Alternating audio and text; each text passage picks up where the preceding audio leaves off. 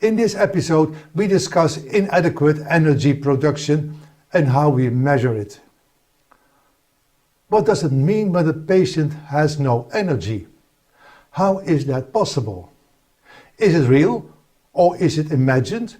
So out of bed and at work? Or is there something really wrong? Therein lies the dilemma of many patients, families and healthcare providers. Many doctors still know the hypothesis from psychologists that there is no physically explainable problem, that ME patients think they are sick, and that it is treatable with behavioral therapy and increasing exercise. The time when we were not yet able to demonstrate that there are disorders in functioning is already decades behind us. For that, we are taking a detour to a lecture from the first years of your training. We look at energy production, but it is from the clinic's point of view this time. What goes wrong? You see a diagram of energy production. On the right side are fatty acids with proteins as backup for bad times, and on the left are carbohydrates with ketones as backup. Let's start with the fatty acids. Fatty acids are strings of beads of carbon atoms. The long chains must be divided into pieces with 2 carbon atoms. It is then called acetate and can be processed further. The process is called beta oxidation. In beta oxidation, potential energy becomes available in the form of acetyl-CoA. Fatty acids and proteins are available in large quantities in the body and are essential for basic functions. Carbohydrates form an energy source for activity. Without carbohydrates, you continue to live, but moving becomes difficult. Everyone who has encountered the man with the hammer knows that if you forget to replenish your carbohydrates in running or cycling, you come to a standstill because of the man with the hammer. But you do continue to live. The last step in the preparation phase of carbohydrates is pyruvate. During this process of anaerobic glycolysis, energy is released. Acetate and pyruvate come together in the mixing chamber, where a fuel mixture is composed that is optimal for the energy demand. From there, the fuel flows through the citric acid cycle, where energy is extracted. The energy from anaerobic glycolysis and the citric acid cycle is transported to the last phase of the production process, the oxidative phosphorylation. The energy is captured in complexes 1 and 2, and from there transferred to complex 3 with coenzyme Q10. There it switches to a new transporter and to the battery charger.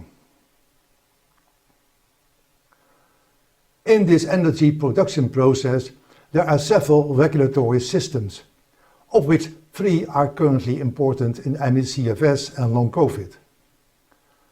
The best known is pyruvate dehydrogenase, an enzyme system that regulates the entry of pyruvate into the citric acid cycle.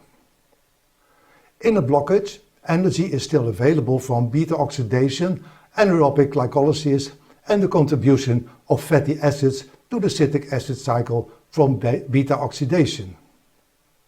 This means a serious but not total blockage, and some activity remains possible. With the blockage of phosphofructokinase, energy production from carbohydrates is completely blocked. These patients can no longer lift a spoon and are dependent on tube feeding. In the past, we tried to get an impression of energy production with an ergospirometry test.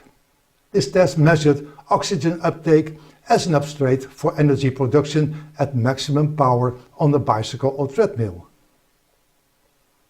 This method was costly, burdensome, time-consuming and not adequate for measuring energy production in mitochondrial dysfunction, as it was limited by lung disease and heart failure. We made further progress when we developed protocols based on the simple hand dynamometer test, with which we can gain an impression of energy production. This is the hand dynamometer test that we use, made in China and for sale at a reasonable price. We have many of them that we send to patients all over the world. Patients do not have to come to us, but can do the measurements at home, if necessary in bed. It is a cheap meter and it's also been validated in several studies. This is one of the published studies. Comparison between Camry and Jamar dynamometers in measuring hand grip strength among older post-acute COVID-19 patients. This study compared the Camry hand dynamometer of €15 with the Jamar hydraulic hand dynamometer of €500. Here is the correlation.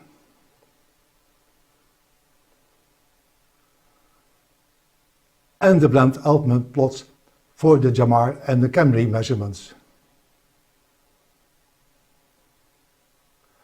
If you are unfamiliar with blend and Altman plots, please accept that it shows a good correlation. The handle is adjustable and it is easy to read. The technique is simple. The chance of local overload is slight if the hand is held with the palm up. During the test, the patient squeezes with the dominant hand for 3 seconds each time and has 10 seconds to replenish the energy. Measurements with healthy volunteers showed that 10 seconds was sufficient to replenish energy and the strength decreased by no more than 10 to 12% during 30 repetitions. The first measurement is a measure of maximal strength. This value is determined by gender, age, body build, condition, available energy, etc. The second measurement is partly determined by the energy consumed during the first measurement and by replenishing the consumed energy in the 10-second rest period. After several measurements, an equilibrium arises between the energy used and produced. A change in energy production becomes visible as a change in strength. Based on the results of tests in healthy people and data that we obtained from available references of hand dynamometer tests, we constructed reference values for men and women of different ages. This is an example of a set of measurements from an ME patient from 1986. The vertical axis shows force in kilograms. The horizontal axis shows the 30 measurements. The upper blue dashed line indicates the 50th percentile for women of this age, and the red dashed line represents the 10th percentile. The first measurement seemed at a reasonable level, but upon repetition, the energy production was insufficient to perform the second time with the same amount of energy. After 15 measurements, a plateau occurred at a level corresponding to the 50th percentile of a woman of 90 years old. The quality of the measurements can be influenced by motivation. If maximum force is not exerted, the maximum measurement is unreliable. A significant variation between the measurements can then be recognized. A standard deviation of 10% or less is acceptable. At the request of a patient, we extended a test. The patient thought the test was too short and her strength would decrease after 30 repetitions. Here you see the result of 60 measurements. The plateau remains and is therefore a well-measurable constant value. During diagnostic testing of a patient, we repeated the test after 2 weeks with the same result.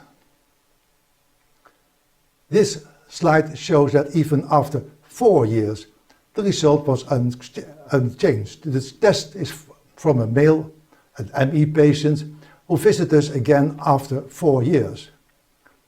On the x-axis are the repeated test, and on the y-axis is the strength in kilograms. His initial strength was normal, but the energy production was insufficient. After 4 years, his energy production had not changed. We test the muscles that control the hand. One could question if what we measure is a local phenomenon. This slide shows the result of a hand grip test in an ME patient. The first test with his dominant hand and the second hand on his request a week later with the other hand. As you see, the start is different, but at the end the result differs less than 10%, the measurement error. It does not indicate a difference between the energy production in both arms. So far, the introduction of the hand grip test. In the following presentation, we will discuss the use of the test and give examples.